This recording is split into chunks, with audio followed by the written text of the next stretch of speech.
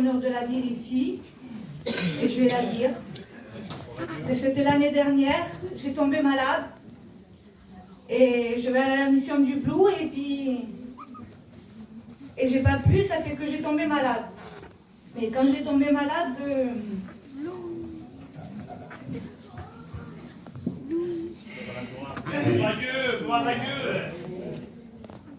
le soir le matin que j'ai tombé malade, il était 6h du matin, j'ai rentré à l'hôpital, et les résultats, ils étaient lents là, les résultats.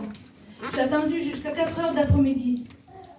Et à 4h d'après-midi, le gadjou il est venu chez moi, vers moi, et puis il m'a dit vous êtes malade d'origine? Il me dit non, je dis je ne suis pas malade, j'ai un petit problème au cœur, mais ça va. Eh bien, on ne comprend pas qu'est-ce qu'il y a tout gringolé chez vous, il dit votre cœur ne fonctionne pas beaucoup, vos reins ne fonctionnent pas, votre foie et votre pancréas ne fonctionnent plus, qu'est-ce qu'il avait dit? Vous n'avez plus de plaquettes, plus de sang, et on pense que vous avez leucémie. Et je dis, monsieur, leucémie, vous savez ce que c'est? Comme si qu'il ne savait pas maintenant. Eh bien, il me dit, oui, je sais ce que c'est. Il me dit, c'est le cancer du sang. Eh bien, je dis, si c'est comme ça, c'est bon. Mais il me dit, c'est pas ça, votre pronostic vital est engagé. On ne sait pas si vous allez passer la nuit. Et je dis, Seigneur, je dis, c'est comme ça, c'est bon. On aurait dit, mettons que c'était pas de moi qui parlait, Gadjo. On allait dire que j'avais une armure et que rien ne passait. Que c'était pas de moi qui parlait. Eh bien, je dis, puisque c'est ça, monsieur, appelez quelqu'un de ma famille, appelez mon mari. Je dis, appelez quelqu'un. Et il a appelé mon mari. Il est venu. Et quand je le vois arriver, il est énervé, lui. Parce qu'il savait tout ce qui se passait. Il était énervé. Et il me dit, ça va? Et je dis, oui, t'as vu, il a dit, Gadjou, comme ça, comme ça. Ah, il me dit... Et de ce coup, la peur, il prend à lui. Il me dit, comment qu'on fait? Et moi, je dis, et je dis, comment tu veux faire?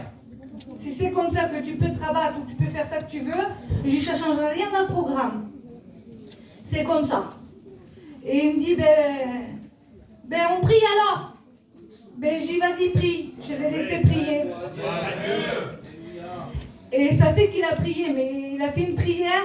Je ne peux pas vous expliquer la prière qu'il a fait. Il a été la chercher. Où la prière, je ne sais pas. Parce que c'était une prière que je n'avais pas écoutée en 20 ans de temps. Et là, cette prière, et dès que je n'étais pas transportable, tout ça là, il ne pouvait même pas me transporter en hélicoptère, rien du tout. Et là, le gadjou, 20 minutes qu'il a prié là, il vient. Eh bien, je ne sais pas qu'est-ce qu'il y a, il dit. Le gadjou, il revient. Je ne sais pas qu'est-ce qu'il y a, il dit, la chance vous sourit pour le Tchombi. Parce que je n'étais pas transportable. Alors il dit, on vous transporte à Tours. Là-bas, ils vous prennent en main et puis ils ont les appareils pour vous soigner là-bas. Il dit, comment? Il dit, comment comme ça? Le Tchombi, il a pris le gadjou dans les bras quand même. Et il dit, mais vous rentrez pas, il y a qu'elle part. Et je dis, tant pis, c'est pas grave, je dis, t'emmèneras à la campine. Quand j'arrive à Tours, au moins 20 gadgets sur moi là, en train de me charcuter. Et ça se fait que ça se passe. J'ai rentré à 10h, à minuit j'ai eu les résultats, c'était plus le leucémie du sang. C'était une maladie auto-immune, trop long à expliquer cette maladie, c'est une maladie compliquée on va dire. Mais c'est grave quand même. Et ça se fait que j'ai attendu, on m'a soigné, tout ça. Et 2-3 jours que j'étais là-bas, après je faisais des dialyses moi là-bas. Ils mettaient des plaquettes les gadgets. Et quand je mettais des plaquettes, moi ça me faisait très très mal. Ça me faisait une douleur insoutenable. J'avais une douleur mais inexplicable de la douleur que j'avais, j'en pouvais plus. Même j'ai demandé au Seigneur qu'il vienne me chercher de la douleur. Et j'ai dit Seigneur, j'accepte tout de toi. Ça fait, là j'ai fait ma prière moi au Seigneur. Et j'ai dit Seigneur, quand je faisais ce dialyse, là ça ne pouvait pas, j'avais bloqué 4 fois l'appareil. Et j'ai dit moi Seigneur, j'accepte tout de toi, j'accepte la maladie, j'accepte tout ce que tu veux me donner, je le prends. Mais moi cette douleur je ne la veux pas. Et moi Seigneur, si tu me donnes encore cette douleur-là, je préfère que tu viennes me chercher Seigneur. Et puis j'avais peur quoi. Et ça allait pas, les dialyses, ils devaient rester 3 heures, ça a duré 8 heures, enfin c'était très compliqué. Et je reviens à ma chambre, et j'ai passé une nuit blanche, de la peur, parce que le lendemain, j'en faisais une autre dialyse. J'ai dit, Seigneur, comment ça va se passer? J'avais peur. Et puis, les gadgets m'ont pris, ils m'ont mis à part, ils m'ont pas mis dans une salle qui avait plein de gadgets comme au départ. Ils m'ont mis tout seul dans une petite pièce, confinée là. Et dans cette pièce-là, quand j'y étais déjà, je me sentais bien, déjà. Je dis Seigneur, merci. À chaque fois, je disais Seigneur, merci. Et puis,